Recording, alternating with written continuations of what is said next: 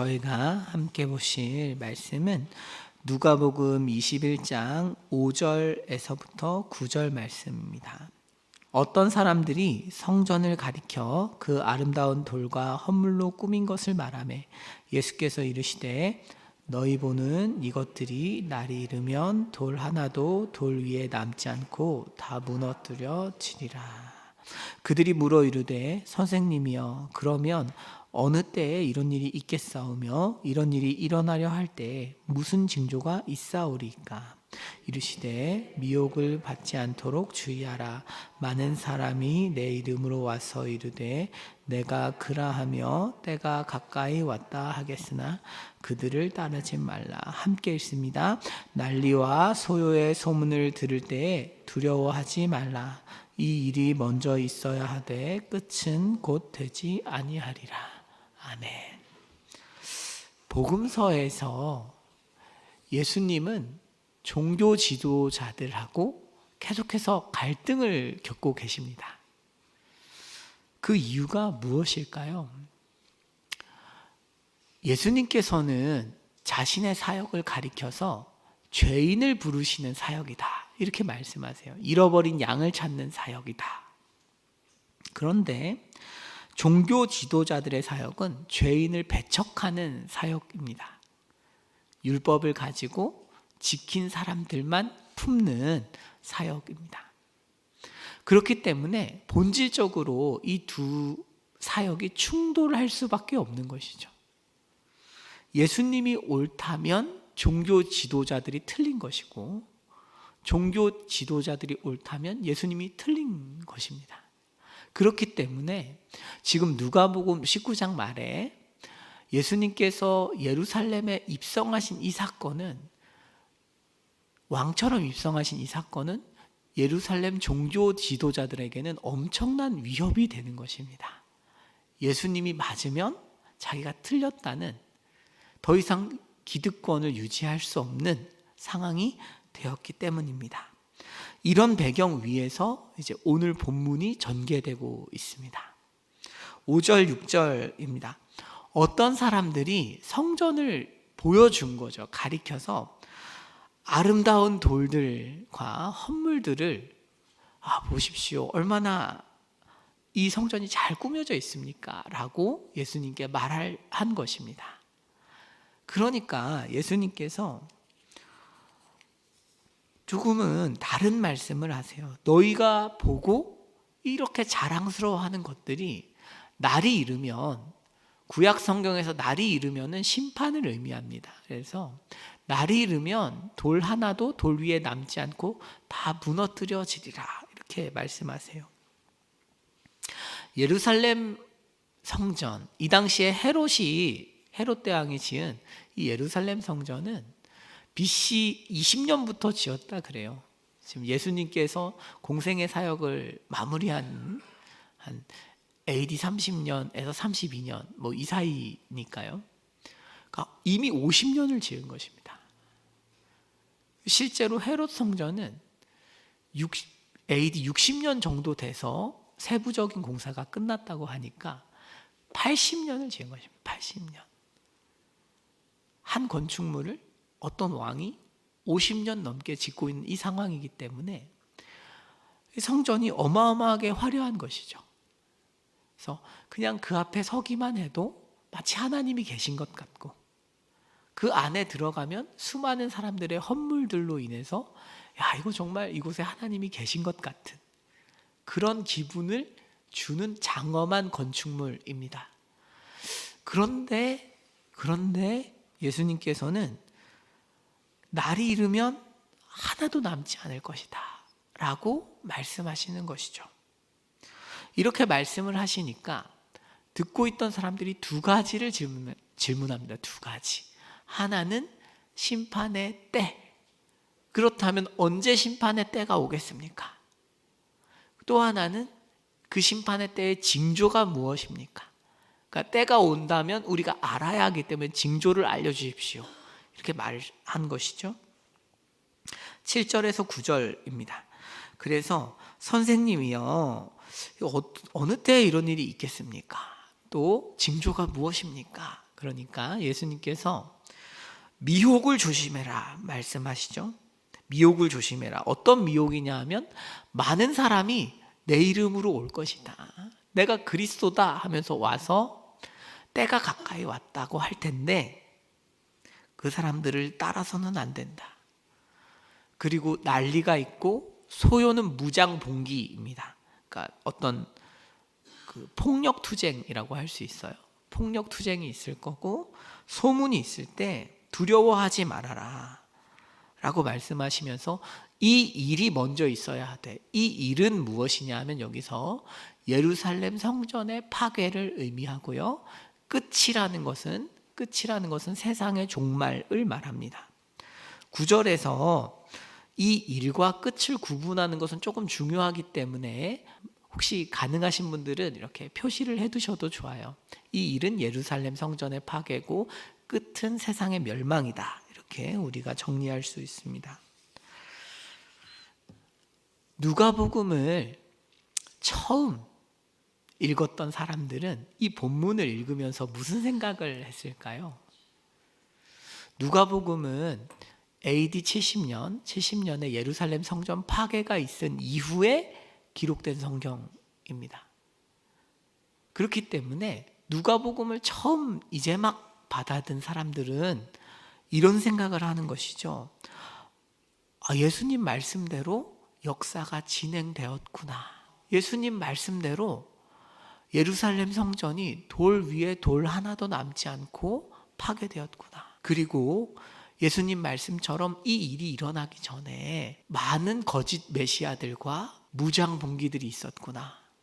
정말 예수님 말씀이 확실하게 이루어지는구나 라는 것을 이 본문을 보면서 전율을 느꼈을 것입니다. 실제로 예루살렘 성전이 파괴되기 전에 66년 메나헴이라는 사람이 왕처럼 예루살렘에 입성하기도 했고요.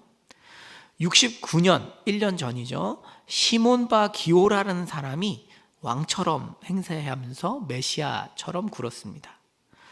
뿐만 아니라 66년에서 70년에는 유대인들이 무장봉기, 폭력투쟁을 했고 사도행전에서도 드다라는 사람과 광야로 간 애굽 사람에 관한 기록들이 남아 있습니다.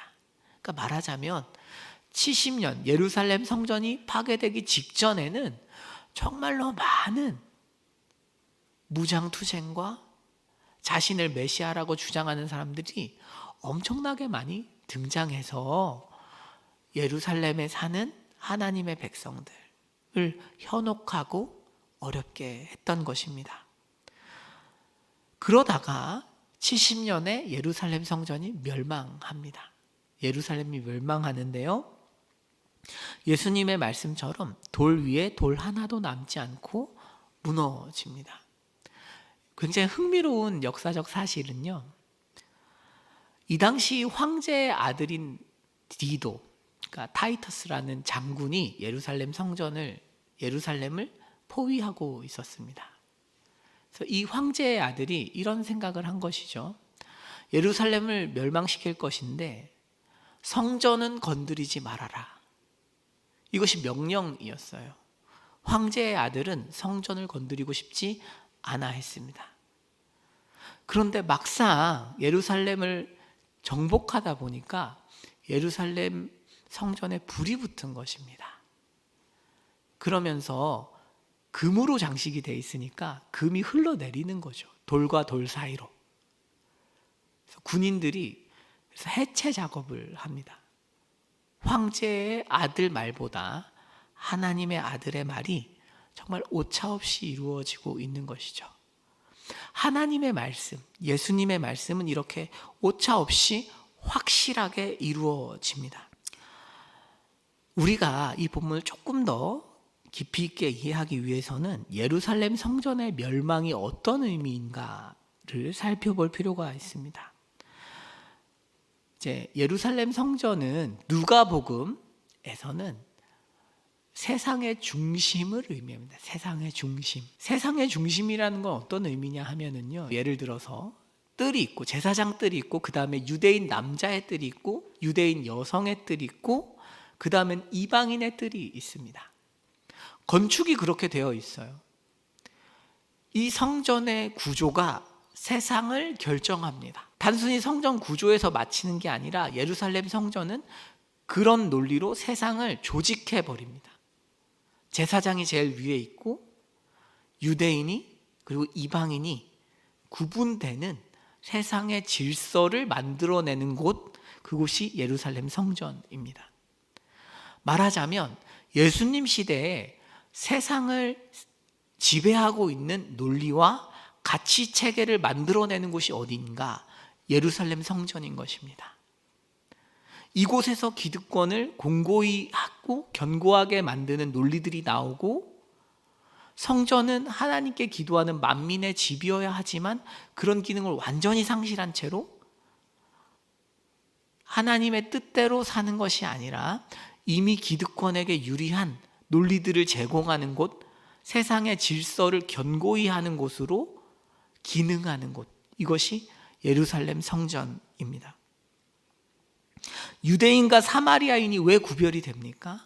성전 때문입니다. 남성과 여성을 구분하는 이유도 성전 때문입니다. 유대인과 이방인을 구분하는 것도 성전 때문입니다. 예수님께서 이런 예루살렘 성전의 멸망을 말씀하신다는 것은 세상이 멸망한다는 의미입니다. 세상의 질서가 멸망한다는 의미예요. 이것은 예루살렘 성전을 의지해서 자신의 권위를 주장하는 종교 지도자들에게 끝났다는 이야기입니다. 본문에서 성전의 화려함을 사람들이 칭송합니다. 와, 멋지다. 오늘도 우리는 세상의 화려함을 칭송해요. 아, 세상 너무 화려하고 멋지지 않아? 그런데 본문은 우리에게 구별과 분리, 불평등을 조장하는 세상의 가치와 질서를 만들어가는 예루살렘이 멸망했고, 또한 우리가 사는 세상도 멸망할 것이다 라고 이야기하고 있는 것입니다. 예루살렘이 멸망하리라는 예수님의 말씀이 확실하게 이루어진 것처럼 마지막 날이 온다는 말씀도 확실하게 이루어질 것입니다. 위대한 해방과 구원, 또 엄청난 심판의 시간이 우리에게 시시각각 다가오고 있는 것이죠. 우리는 멸망당할 세상에 살고 있는 것입니다. 그래서 오늘은 2가지 정도 적용을 해보면 좋겠습니다. 먼저 우리가 사는 세상은 멸망당할 세상이기 때문에 너무 이곳에서 잘 살기 위해 애쓰실 필요가 없습니다. 그리고 이 세상에서의 어떤 조건, 나의 삶의 조건들 때문에 너무 좌절하거나 원망하실 필요도 없습니다. 이 세상은 멸망할 것이기 때문입니다. 우리는 각자 부르심을 받은 곳에서 하나님을 깨끗하게 섬기고 그것으로 말미암아 영생을 준비해야 합니다. 이 세상에서 하나님 이게 안 돼요. 아버지 이게 안 돼요. 이 세상의 일들이 이것도 안 되고 저것도 안 돼서 마음이 아파요. 내 욕심이 이루어지지 않아서 마음이 아파요. 라고 절망하거나 낙심하실 이유는 없습니다. 세상 일이 마음대로 되지 않으면 당연히 마음이 상하지만 그것이 절대적이어서는 안 된다는 말씀을 드리는 것입니다. 왜냐하면 이 세상은 아무리 잘 되어도 사라지는 세상이고 멸망당하는 세상이기 때문입니다. 우리가 정말로 살게 되는 곳은 영원한 세상, 하나님 나라입니다. 2번째는 심판이 확실하게 오고 있기 때문에 우리가 주님을 열심히 전해야 한다는 것입니다. 한 사람이라도 더 구원할 수 있도록 최선을 다해야 하고 한 사람을 한 번이라도 더 교회에 모실 수 있도록 우리는 노력해야 합니다. 돈도 명예도 건강도 사람을 멸망할 세상에서 건지지 못합니다.